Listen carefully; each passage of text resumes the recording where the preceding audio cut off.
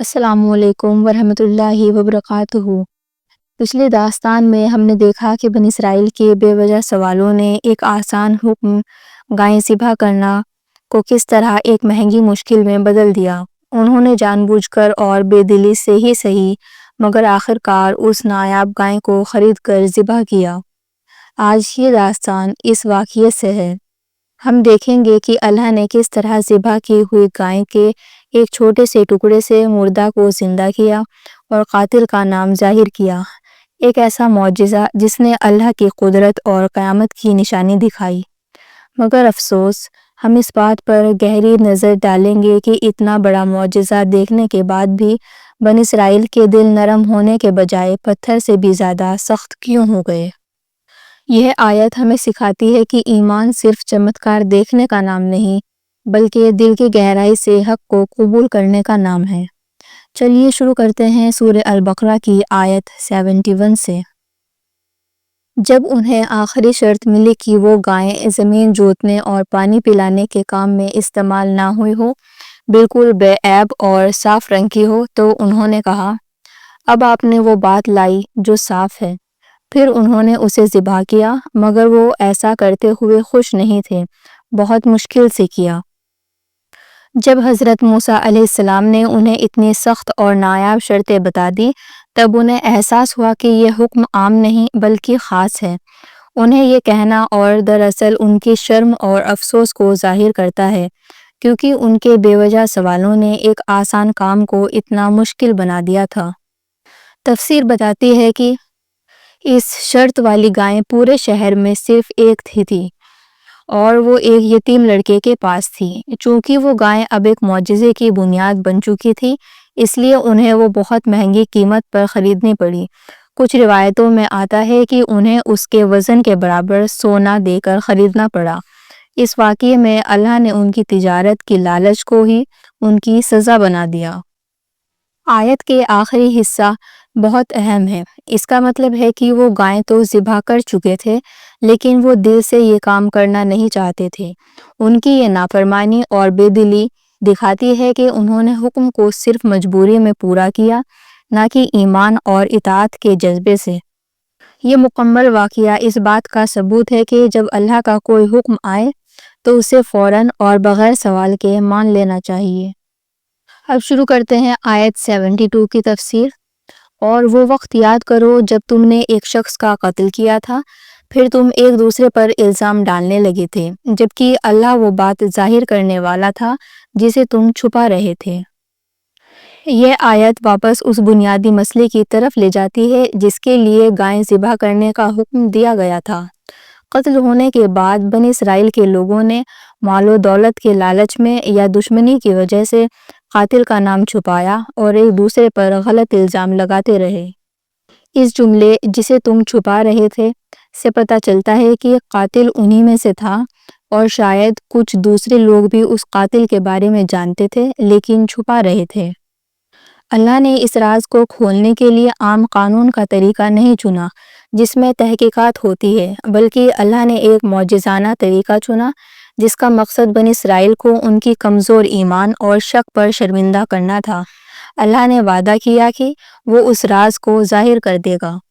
آیت 73 میں اللہ تعالیٰ فرماتے ہیں، پھر ہم نے کہا اس گائیں کے کچھ حصے سے اس قتل کیے ہوئے شخص کو مارو۔ اس طرح اللہ مردوں کو زندہ کرتے تھے اور ہمیں اپنی نشانیاں دکھاتے ہیں تاکہ ہم سمجھ سکیں۔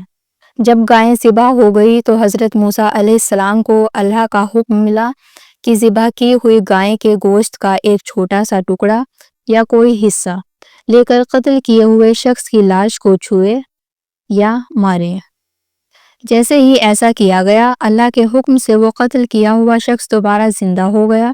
اس نے فوراً قاتل کا نام بتایا اور پھر واپس اللہ کی مرضی سے موت کی حالت میں چلا گیا۔ آیت کا آخری حصہ اس واقعے کی اصلی مقصد کو ظاہر کرتا ہے۔ یہ معجزہ صرف قاتل کو پتہ لگانے کے لیے نہیں تھا، بلکہ یہ بنی اسرائیل کو قیامت یعنی ریسرکشن اور اللہ کی قدرت پر ایمان لانے کی ایک بہت بڑی نشانی تھی۔ یہ واقعہ آیت 67 سے 73 تک بنی اسرائیل کی ہدایت سے دوری اور اللہ کی مطلق قدرت کو ظاہر کرتا ہے۔ جن لوگوں نے اللہ کے حکم پر شک کیا انہیں ایک معجزے کے ذریعے زبردستی ایمان لانے کی طرف بلایا گیا۔ آیت 74 میں اللہ تعالیٰ فرماتے ہیں، افسوس ہے اس کے باوجود تمہارے دل سخت ہو گئے، پھر وہ دل پتھر کی طرح ہو گئے یا اس سے بھی زیادہ سخت۔ بے شک پتھروں میں سے کچھ تو ایسے ہوتے ہیں جن سے نہریں پھوٹ نکلتی ہیں، اور کچھ ایسے ہوتے ہیں جو پھٹ جاتے ہیں اور ان سے پانی نکل آتا ہے، اور کچھ تو اللہ کے ڈر سے گر جاتے ہیں، اور اللہ تمہارے اعمال سے غافل نہیں ہے۔ جب بنی اسرائیل نے مردے کو زندہ ہوتے دیکھا تو انہیں فوراً ایمان لانا چاہیے تھا، مگر اس معجزے کو دیکھنے کے بعد بھی ان کے دل نرم ہونے کے بجائے اور زیادہ سخت ہو گئے۔ اللہ تعالیٰ ان کے دل کی سختی کو پتھر سے ملاتا ہے۔ پتھر اپنی سختی کے لیے مشہور ہے، لیکن اللہ فرماتے ہیں کہ ان کے دل پتھر سے بھی بڑھ کر سخت ہیں۔ اللہ پتھروں کی 3 مثالیں دیتے ہیں تاکہ وہ بنی اسرائیل کے دلوں پر چوٹ کریں۔ کچھ پتھر ایسے ہوتے ہیں جن سے پانی کے چشمے اور نہریں پھوٹ نکلتی ہیں، جو انسانوں اور زمین کو فائدہ دیتے ہیں۔ کچھ پتھر اگرچہ پوری طرح سے نرم نہیں ہوتے، لیکن درار پڑنے پر ان سے پانی نکل آتا ہے، اور کچھ پتھر جب ان پر اللہ کا جلوہ یا احکام نازل ہوتا ہے تو وہ اللہ کے ڈر سے ٹوٹ کر گر جاتے ہیں، جیسا کہ حضرت موسیٰ علیہ السلام کے واقعے میں ہوا تھا۔ اس کا مطلب یہ ہے کہ بے جان پتھر میں بھی اللہ کا خوف اور دوسروں کو فائدہ دینے کی صلاحیت ہوتی ہے، لیکن بنی اسرائیل کے دلوں میں نہ تو خوف تھا اور نہ وہ نرم ہو کر ہدایت قبول کرنے کو تیار تھے، اس لیے وہ پتھر سے بھی بڑھ کر سخت ہوئے۔ آیت کی اینڈنگ اس وارننگ پر ہوتی ہے کہ اور اللہ تمہارے اعمال سے غافل نہیں ہے، تم جو کچھ کر رہے ہو اللہ سب دیکھ رہا ہے اور تمہیں اس کا حساب دینا ہوگا۔ الحمدللہ آج ہم نے آیت 74 پر مکمل کیا۔ ہم نے دیکھا کہ کس طرح اللہ نے ایمان کی آخری نشانی دکھائی، مردے کو زندہ کرنا، پھر بھی لوگوں نے اسے ٹھکرا دیا۔ آیت 74 میں اللہ تعالیٰ نے اس حالات کو بیان کرنے کے لیے پتھر کی مثال دی۔ پتھر سے تو پانی نکل آتا ہے، لیکن تمہارے دلوں سے ہدایت کی کوئی نمی نہیں نکل سکتی۔ یہ اس بات کی آگاہی ہے کہ جب دل سخت ہو جاتے ہیں تو وہ معجزے کو بھی معمولی سمجھتا ہے۔ انشاءاللہ اگلی ویڈیو میں ہم دیکھیں گے کہ اسی ضد اور فطرت کی وجہ سے اللہ تعالیٰ نے حضور صلی اللہ علیہ وسلم کے زمانے کے مسلمانوں کو کیا ضروری تنبیہ یا وارننگ دی۔ اللہ ہم سب کو ان لوگوں میں شامل کرے جن کے دل ہدایت کے لیے نرم ہو اور جو آسان حکم کو فوری قبول کریں۔ آمین۔ دعاؤں میں یاد رکھیے اور اس سلسلے کو آگے بڑھانے کے لیے لائک اور سبسکرائب کرنا نہ بھولیں۔ جزاک اللہ خیر۔